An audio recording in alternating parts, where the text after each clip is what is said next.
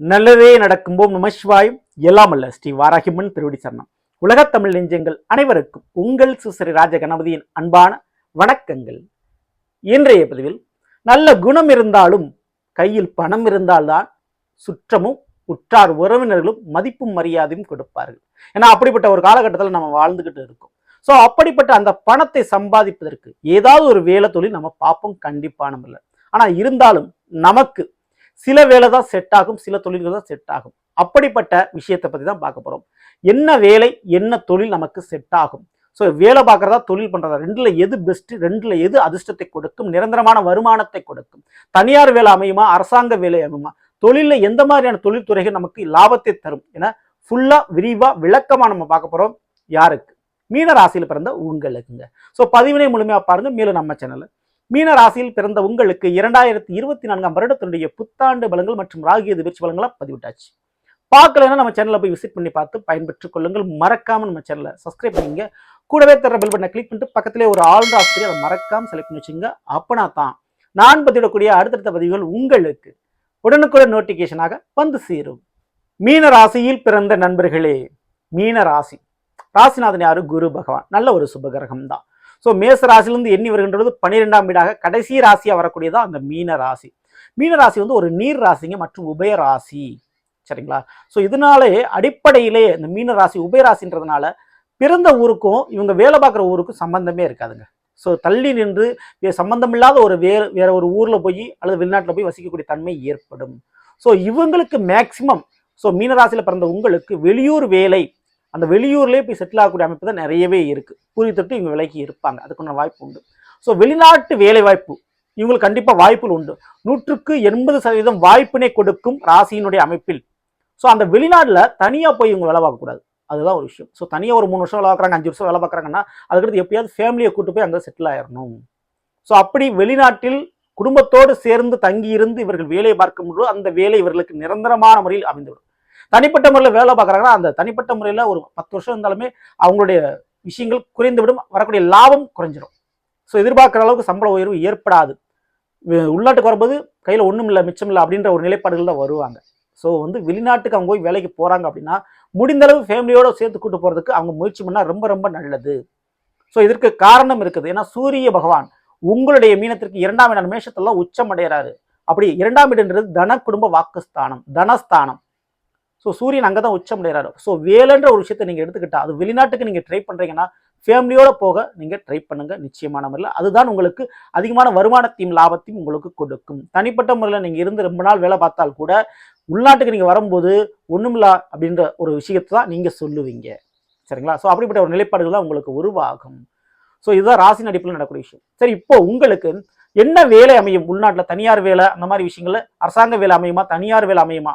அதற்கு எதுக்கு வாய்ப்பு உண்டு அப்படின்னா மீன ராசியில பிறந்தவங்களுக்கு பொறுத்த வரைக்கும் சூரிய திசை மற்றும் சூரிய புத்தி காலகட்டங்கள்ல அரசாங்க வேலை அமைவதற்கு வாய்ப்பு நிறையவே இருக்குது.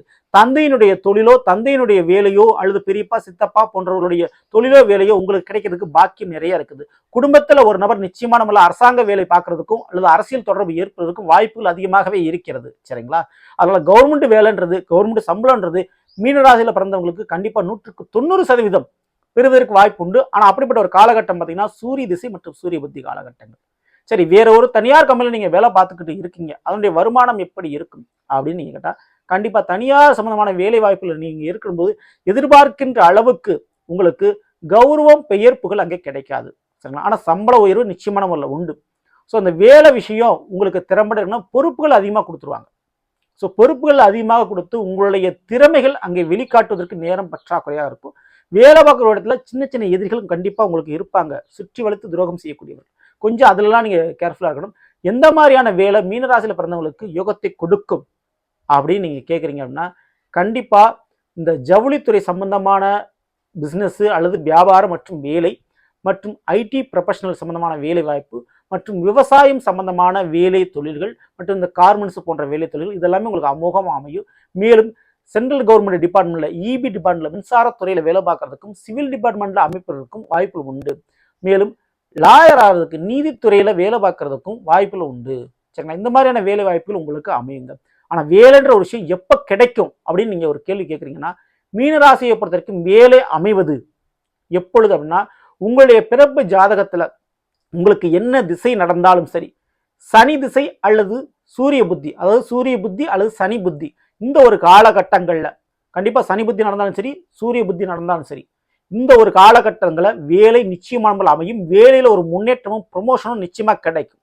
ஸோ அந்த மாதிரியான ஒரு காலகட்டம் உங்களுக்கு நிகழும்னா அந்த ஒரு காலகட்டத்தை நீங்க பயன்படுத்திங்க.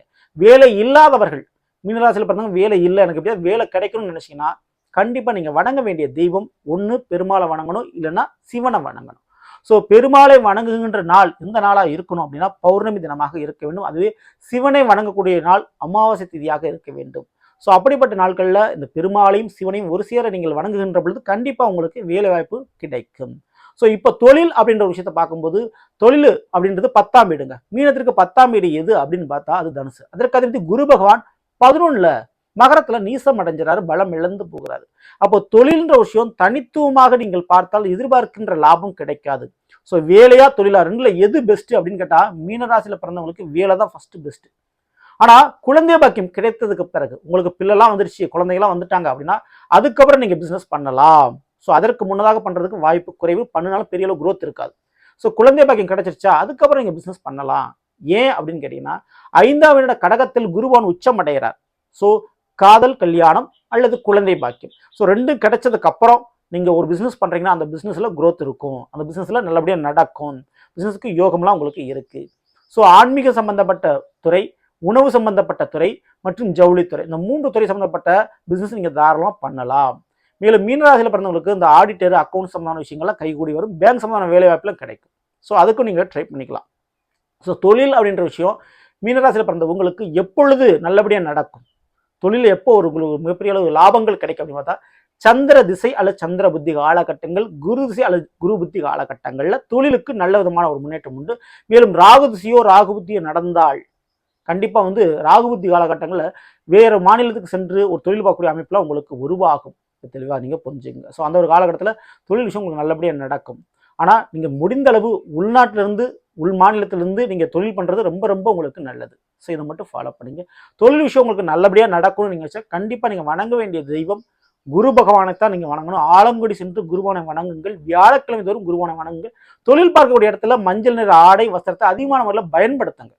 ஸோ இதெல்லாமே தொழில் விஷயத்தை உங்களுக்கு ஏற்படுத்தி கொடுக்குங்க. ஸோ இவை அனைத்துமே மீனராசியில் பிறந்தவங்களுக்கு பொருந்தும். ஸோ முடிந்த அளவு உள்நாட்டிலேருந்து வேலை பார்க்குறது ரொம்ப ரொம்ப நல்லது. யாருக்கு? மீனராசியில் பிறந்தவங்களுக்கு உள்நாட்டில் தொழில் பார்க்குறது நல்லது. சரிங்களா? ஸோ வெளிநாட்டில் போய் ஒரு பிஸ்னஸ் பண்ண போகிறேன், இல்லை வெளிநாட்டுக்கு இங்கேருந்து ஒரு பொருளை ஏற்றுமதி இறக்குமதி நான் பண்ண போகிறேன்னா கொஞ்சம் பார்த்து தான் நீங்கள் பண்ணணும். அதே போல் திருமண வாழ்க்கை, குழந்தை பாக்கியம் கிடைச்சதுக்கப்புறம் தொழில் பண்ணுறது தான் உங்களுக்கு நல்லதுங்க. ஸோ அப்போ தான் அந்த தொழிலில் மிகப்பெரிய அளவு உங்களுக்கு லாபங்கள் உங்களுக்கு கிடைக்கும். சரிங்களா? இதை புரிஞ்சுங்க. ஸோ நல்ல இன்றைய பதில் மீன ராசியில் பிறந்தவர்களுக்குரிய பலனை பற்றி பார்த்தோம். இந்த பதிவு நிச்சயமா உங்களுக்கு பயனுள்ள பதிவாக இருக்குன்னு நினைக்கிறேன். பிடிச்சிருந்தா லைக் பண்ணுங்க. மேலும் உங்கள் நண்பர்களுக்கும் உறவினர்களுக்கும் மறக்காமல் ஷேர் செய்யுங்கள். இதுவரை நம்மளுடைய சேனலை சப்ஸ்கிரைப் பண்ணாமல் இருக்கிறவங்க சப்ஸ்கிரைப் பண்ணிங்க. கூடவே தர பெல் பட்டனை கிளிக் பண்ணிட்டு பக்கத்திலே ஒரு ஆல்ரவுண்டர் ஆஸ்திரி அதை மறக்காமல் செலக்ட் பண்ணி வச்சுங்க. மேலும் அடுத்தது நிற்போம். நன்றி, வணக்கம். நல்லதே நடக்கும். ஓம் நம சிவாய். எல்லாம் வல்ல ஸ்ரீ வாராகியம்மன் திருவடி சரணம்.